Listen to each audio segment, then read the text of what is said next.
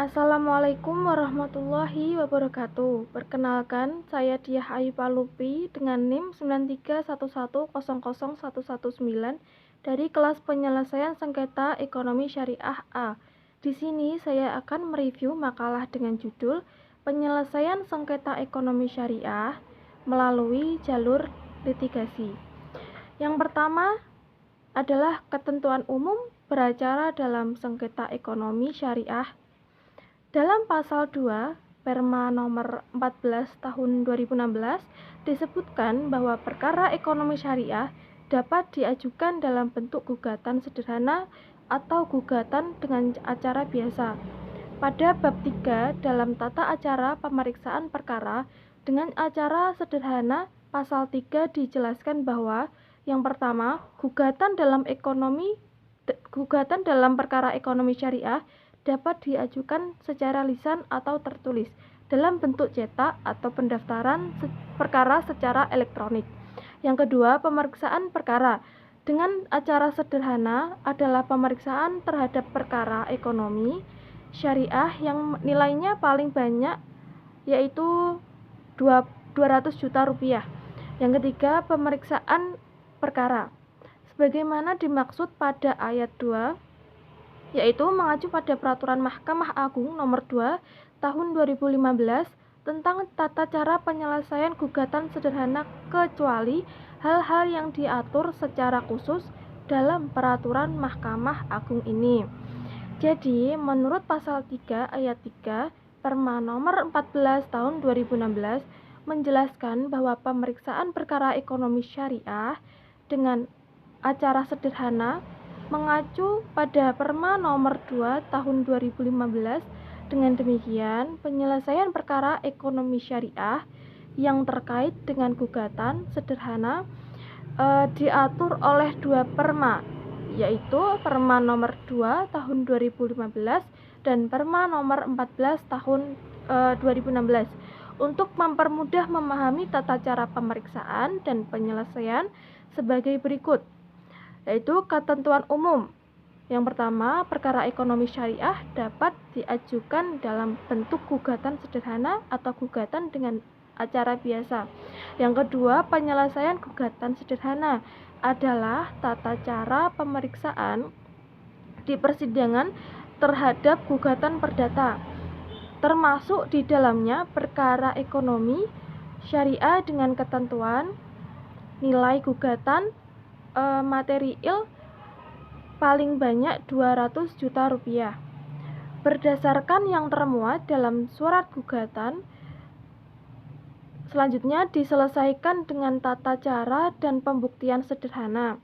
Ketiga, pemberatan adalah upaya hukum terhadap putusan hakim dalam gugatan sederhana. Selanjutnya, pemeriksaan dilakukan dengan hakim tunggal untuk gugatan sederhana, majelis hakim untuk gugatan dengan acara biasa. Selanjutnya yang dimaksud dari hari adalah hari kerja. Ekonomi syariah adalah usaha atau kegiatan yang dilakukan oleh orang perorangan, kelompok orang, badan usaha yang berbadan hukum atau tidak. Prinsip syariah adalah prinsip hukum Islam dalam kegiatan ekonomi syariah berdasarkan fatwa yang dikeluarkan oleh lembaga yang memiliki kewenangan dalam penetapan fatwa di bidang syariah. Selanjutnya, akad ekonomi syariah adalah perbuatan hukum yang dilakukan oleh dua pihak atau lebih atas dasar sukarela yang menimbulkan hak dan kewajiban berdasarkan prinsip syariah. Kewenangan pengadilan agama. Perkara yang menjadi kewenangan pengadilan agama yang dapat diajukan dengan gugatan sederhana hanyalah perkara ekonomi syariah, sedang perkara selainnya harus diajukan dalam bentuk gugatan dengan acara biasa. Pengajuan gugatan ekonomi syariah yang pertama, perkara ekonomi. Perkara ekonomi syariah dapat diajukan dalam bentuk gugatan sederhana atau gugatan dengan acara biasa. Kedua, gugatan sederhana dapat diajukan di kepaniteraan pengadilan agama. melalui pendaftaran perkara secara elektronik atau mengisi belangko gugatan yang telah disediakan di kepaniteraan. Selanjutnya yang poin B, penyelesaian sengketa ekonomi syariah dengan acara sederhana.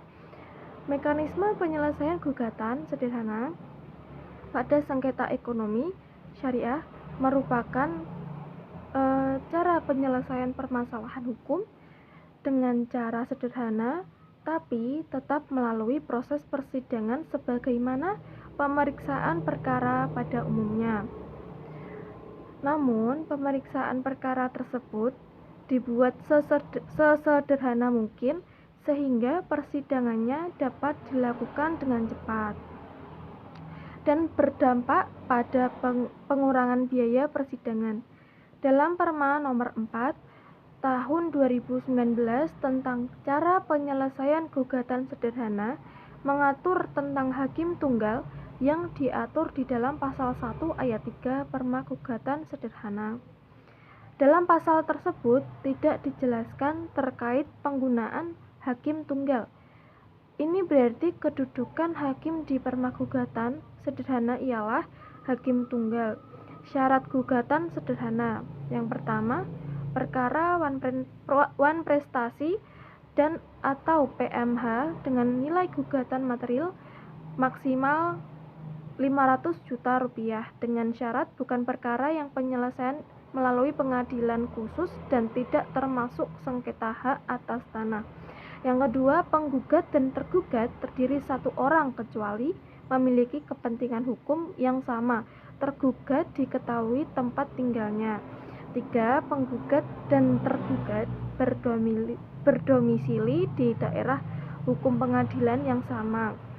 Yang keempat, dalam hal penggugat berada di luar wilayah hukum tempat tinggal tergugat, penggugat harus menunjuk kuasa hukum yang beralamat di wilayah hukum tergugat.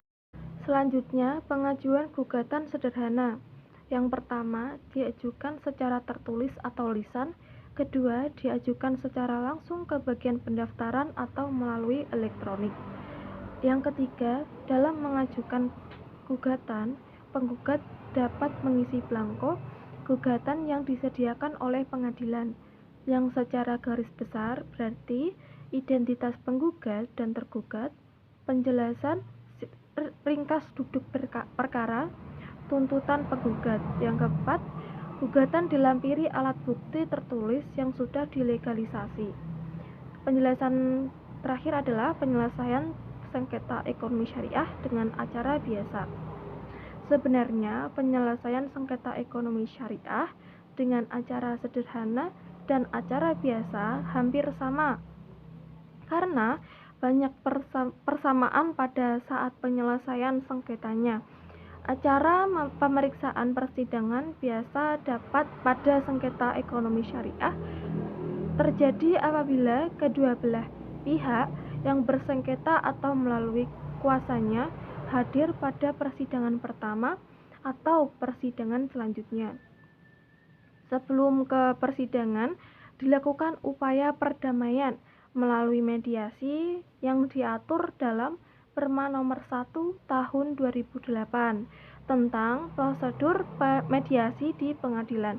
Dengan perma tersebut, mediasi yang semula merupakan salah satu bentuk alternatif penyelesaian sengketa di luar pengadilan atau non-litigasi berubah menjadi suatu cara penyelesaian sengketa yang integral dengan proses penyelesaian litigasi di pengadilan.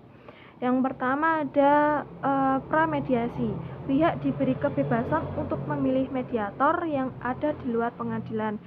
Advokat, akademis, hukum, biaya jasa ditanggung oleh kedua belah pihak. Apabila mediator yang dipilih itu dari pengadilan, maka tidak ada uang jasa. Yang kedua adalah proses mediasi.